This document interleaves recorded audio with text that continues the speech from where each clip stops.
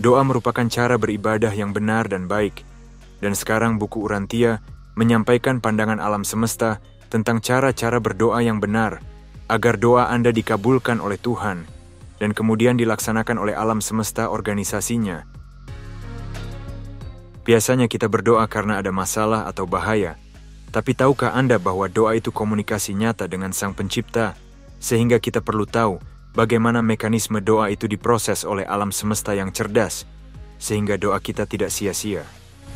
Kita akan membahas apa kata alam semesta dalam buku Urantia tentang doa. Bagaimana Tuhan itu roh semesta yang dapat mendengar doa kita kapanpun dan dimanapun kita berada. Apa itu doa dan penyembahan? Kepada siapa itu ditujukan dan siapa yang dapat melaksanakan permohonan kita secara nyata? Kita akan mendengar makna-makna baru tentang doa menurut alam semesta. Maka harus disampaikan terlebih dahulu beberapa realita dan kebenaran alam semesta berikut ini. Pertama, doa itu, menurut alam semesta dalam buku Urantia, singkatnya adalah komunikasi antara manusia dengan Tuhan dan alam semesta. Bagi beberapa individu, doa adalah ekspresi terima kasih yang tenang. Bagi yang lain, suatu ungkapan pujian kelompok, ibadah sosial. Sementara dalam berdoa yang benar, doa itu adalah komunikasi yang tulus dan mempercayai dari sifat tabiat rohani si makhluk itu dengan kehadiran Maha Ada Roh Sang Pencipta. Doa itu merupakan jangkauan penuh makna oleh manusia untuk nilai-nilai supramanusia. Doa adalah perangsang pertumbuhan rohani yang paling ampuh. Jadi doa itu komunikasi. Misalnya ketika kita mohon perlindungan, supaya kita terlepas dari bahaya dan bencana, supaya kita sembuh, supaya berhasil yang kita lakukan, tapi juga ada isi doa yang lain, seperti pernyataan iman percaya, ungkapan syukur, kerinduan hati, keluh kesah, dan ungkapan hati yang tulus untuk memuja Tuhan. Pribadi-pribadi alam semesta itu sangat banyak tidak terhitung dalam berbagai dimensi. Alam semesta ini sangat luas dan besar. Perlu jutaan dan miliaran tahun cahaya untuk menempuh jarak antar bintang dan antar galaksi. Bumi punya jaringan seluler yang terbatas. Tapi, tahukah Anda bahwa Tuhan punya teknologi jaringan dan sirkuit yang menjangkau seluruh alam semesta, sehingga Dia dapat mendengar doa kita? Ada roh Tuhan yang mendiami kita, yang memfasilitasi atau membantu doa kita ke alam semesta, melalui jaringan dan sirkuit roh yang tidak kita ketahui. Yang kedua, doa itu dua arah.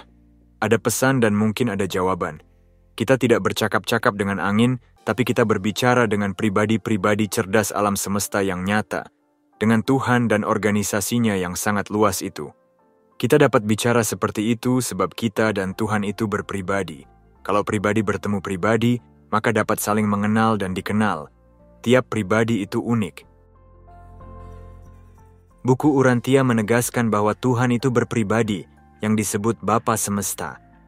Bapa Semesta itu Tuhan yang esa, pusat dan sumber pertama segala sesuatu di alam ini.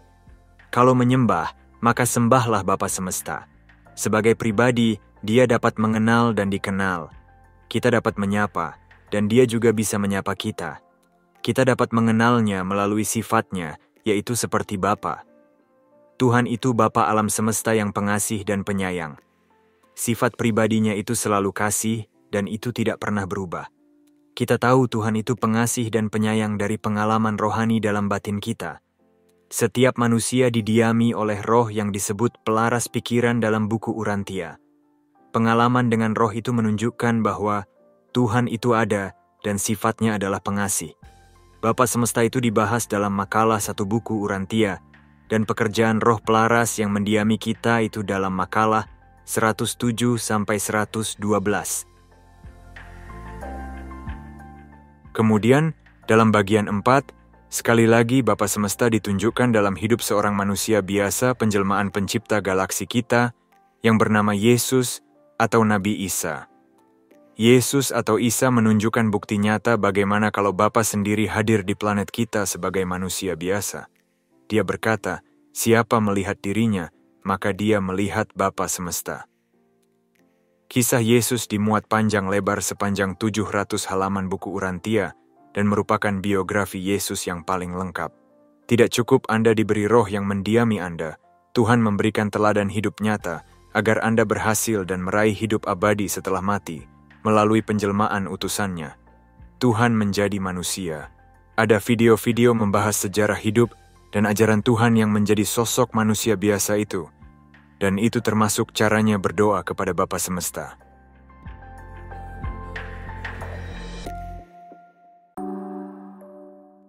Ajaran pokok Yesus adalah bahwa Bapa alam semesta itu pengasih dan penyayang, dan kita semua adalah anak-anaknya. Anak Tuhan sebagai kiasan atau sebutan bahwa kita sebagai ciptaannya diakui dan dianggap anak. Tapi jangan salah, ini juga fakta. Buku Urantia mengungkapkan bahwa jiwa atau sukma kita adalah hasil rakitan dari roh pelaras yang mendiami kita. Jiwa atau sukma kita ini tidak ada dengan sendirinya, tapi dirakit dan dibangun oleh roh pelaras yang mendiami kita. Jiwa kita ini lahir dari roh. Inilah fakta mengapa kita disebut anak-anak Tuhan. Roh pelaras ini mendiami kita, dan fenomena ini juga disebut sebagai Tuhan dalam manusia. Anda ditempati oleh roh Tuhan. Bayangkan betapa luar biasa fenomena ini. Silakan melihat video-video lain yang membahas tentang roh dalam channel ini. Yang ketiga tentang doa adalah bahwa organisasi alam semesta itu luar biasa besarnya. Seperti halnya berurusan dengan organisasi, urusan dengan alam semesta itu juga bertingkat dinilai dari kepentingannya. Gambarannya, menurut buku Urantia, adalah seperti sistem syaraf manusia. Doa yang kurang penting akan dijawab oleh tingkat bawah, tapi doa yang lebih penting disampaikan kepada yang lebih tinggi. Yang keempat, bentuk doa yang tertinggi adalah penyembahan atau worship kepada Tuhan, dan itu disampaikan langsung ke hadapan Bapa Semesta yang Esa. Worship atau penyembahan itu bentuk pengagungan dan sembah yang hanya ditujukan kepada Tuhan. Hanya memuja dan bersyukur. Tidak ada unsur kepentingan meminta atau mengharapkan apapun. Penyembahan semacam itu muncul dari dasar hati dan dibawa langsung kepada Bapa Semesta yang berdiam di pusat alam semesta. Meskipun Anda tidak ketahui di mana, karena luasnya tanpa batas. Pelaras pikiran, roh yang menempati Anda itulah yang menyampaikannya ke hadirat Bapa Semesta yang Esa. Tapi, ketika ada unsur permohonan dan kepentingan kita, maka itu disebut doa permohonan. Doa yang disampaikan itu akan didengar dan dijawab sesuai kepentingannya. Kata buku Urantia, bayangkan sistem syaraf kita, sinyal informasi yang berasal dari 5 indera kita selalu diseleksi, di mana urusan yang refleks dan rutin ditangani sistem syaraf periferal. Tapi informasi yang penting dibawa sampai ke sistem sentral, hingga bagian otak yang paling dalam, di mana kita memikirkan dan mengambil keputusan. Demikian pula alam semesta akan menjawab doa sesuai tingkat kepentingan dan nilai doa kita. Doa yang mencakup urusan rohani jiwa kita sampai kehidupan kekal itu yang bernilai tinggi. Sebaliknya doa yang hanya urusan materi itu bernilai rendah. Doa yang bernilai tinggi adalah yang meminta hikmat, kebijaksanaan, dan kemajuan rohani. Jawaban atas doa itu, kita menjadi orang yang berhasil. Jangan minta uang, tapi mintalah hikmat untuk kerja yang bisa mendatangkan uang. Jangan minta yang jahat, sebab alam semesta itu tidak jahat. Tuhan itu baik. Pemujaan dan penyembahan disampaikan pada Bapa Semesta. Tapi, doa-doa, yaitu semua komunikasi formal, adalah dalam wilayah kewenangan Putra Pencipta alam semesta lokal kita. Tadi kita sudah dengar bahwa pencipta galaksi lokal kita pernah menjelma jadi manusia. Dan dia pernah berjanji menjawab doa kita. Katanya, kamu juga boleh meminta dalam namaku, dan aku akan mendengarkan kamu. Maka demikianlah, kamu menyembah Tuhan Sang Bapa. Kamu berdoa dan bersekutu dengan Sang Putra. Serta melaksanakan rincian-rincian perjalananmu di bumi dalam hubungan dengan kecerdasan-kecerdasan roh tanpa batas, yaitu para malaikat yang beroperasi di duniamu dan di seluruh alam semestamu. Alam semesta itu menjawab doa. Sebab itu berdoalah dengan sungguh-sungguh karena doa itu akan dijawab. Jangan lupa, doa itu komunikasi antara Anda dan Tuhan sebagai anak dan orang tua. Sebagai anak, Anda berhak meminta dan orang tua bertanggung jawab mengabulkan. Tapi sebagai anak, Anda akan dididik supaya meminta dengan benar, mana yang penting dan mana yang kurang penting. Jadi sekali lagi, Tuhan itu pribadi yang mengenal pribadi kita, di mana kita dapat berteman dan bercakap-cakap dengan Dia sepanjang waktu melalui Roh-Nya yang sudah ada dalam kita. Dia menjawab doa sesuai hikmat-Nya untuk kebaikan kita. Demikianlah beberapa isi buku Urantia sudah saya paparkan dalam bahasa sederhana. Sekarang, cobalah renungkan beberapa pertanyaan berikut ini tentang doa. Semoga hal ini akan membuka wawasan baru, paradigma tentang doa, memperbaiki cara doa kita, dan cara beragama kita.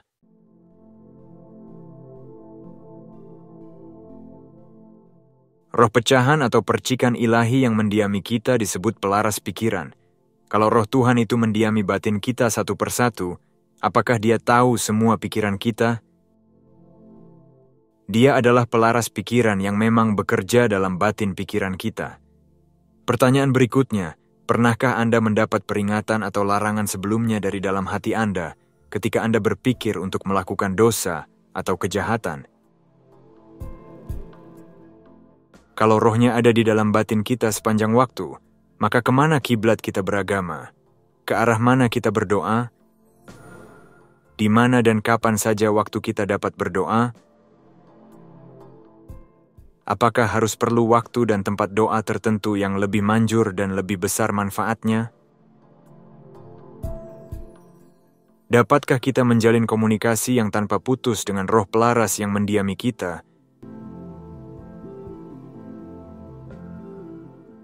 Kita dapat menjalin komunikasi yang tanpa putus dengan roh pelaras yang mendiami kita, dengan cara selalu sadar dan waspada. Kalau roh Tuhan itu sudah mendiami kita, roh itu ada dalam batin kita, lalu bagaimana harusnya cara kita berdoa? Kalau Tuhan itu berpribadi, bagaimana seharusnya kita berkomunikasi dengan Dia? Apakah pakai doa hafalan atau pakai bahasa bebas sehari-hari? Kalau Anda curhat dengan teman, apakah Anda memakai hafalan, diulang-ulang, atau putar rekaman? Apakah doa perlu tata cara jasmani tertentu? Apakah harus dengan suara keras supaya Tuhan mendengar doa kita?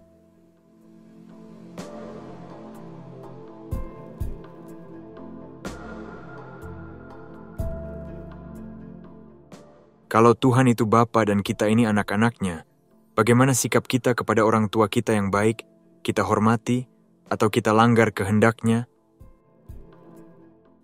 Setiap hari raya kita pulang kampung, apakah yang menarik kita datang kepada orang tua kita di kampung? Kalau kita merasa damai berada di rumah, rumah itu adalah surga kita di bumi. Apakah orang tua kita selalu menakuti kita di rumah dengan ancaman hukuman yang mengerikan? Kata buku Urantia, Tuhan itu sumber kasih. Kasih itulah yang menarik kita datang kepadanya. Cinta kasih itu menarik, bukan memaksa untuk datang. Apakah orang tua yang baik mewajibkan anak-anaknya membawa persembahan dan korban, supaya orang tua itu berkenan kalau anak pulang ke rumah? Apakah orang tua yang baik langsung memaafkan anak-anak mereka ketika mereka menyesal? Orang tua yang baik tidak tega membiarkan anak hancur karena masalah, apalagi Tuhan yang adalah Bapa yang pengasih dan penyayang. Kasih Tuhan itu tidak ada batasnya. Sebesar apapun dosa kesalahan kita, Sang Bapa tetap mengasihi kita, dan jika kita menjauh, Dia mengharapkan kita kembali. Sejelek-jeleknya kita dan perbuatan kita, kalau kita punya orang tua yang baik, apakah orang tua kita masih sayang kepada kita dan mau menerima kita ketika kita menyesal?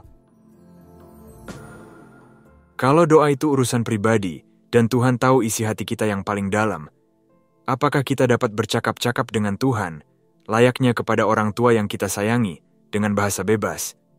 Apakah kita rela percakapan pribadi itu kita jadikan pertunjukan, atau disiarkan menggunakan pengeras suara atau media sosial ke seluruh dunia? Atau, apakah kita membuat doa kita menjadi gangguan kepada orang lain dan masyarakat sekitar kita? Demikianlah beberapa pertanyaan tentang penyembahan dan doa kepada Tuhan alam semesta yang oleh buku Urantia disebut Bapa Semesta. Bapa seluruh dunia yang miliaran manusia dan seluruh alam semesta yang triliunan bintang dan galaksi. Bapa yang punya kemampuan sehingga dapat mendengar dan menjawab doa kita yang paling pribadi. Bapa yang menaruh pecahan rohnya dalam hati kita. Pertanyaan-pertanyaan di atas mungkin menggelitik Anda. Inilah paradigma dan makna baru, doa dan cara beragama yang baru, menurut informasi alam semesta yang bekerja untuk mengabulkan permohonan Anda. Sebab itu mereka berikan petunjuk dan informasi tentang doa. Jangan khawatir dan jangan lelah untuk berdoa. Ada yang mendengarkan Anda. Semoga doa Anda dikabulkan. Doa itu suatu tema yang sangat luas dan akan dibahas lagi dalam video-video berikutnya. Terima kasih sudah menonton video ini dari awal sampai akhir. Anda sudah mendengar isi buku Urantia, buku pewahyuan dari alam semesta untuk zaman modern ini. Selamat mempelajari lebih lanjut. Carilah, selidikilah, dan temukanlah jawaban alam semesta untuk pertanyaan Anda. Meskipun ada banyak hal yang mungkin awalnya membingungkan, tapi buku ini konsisten dalam semua istilah, nama, dan ajarannya. Kami juga mengadakan kelas belajar secara online bagi Anda para pembaca buku Urantia. Semoga ada manfaat yang dapat Anda ambil. Tuliskan komentar dan pertanyaan Anda. Jangan lupa like dan subscribe. Salam dan sukses selalu.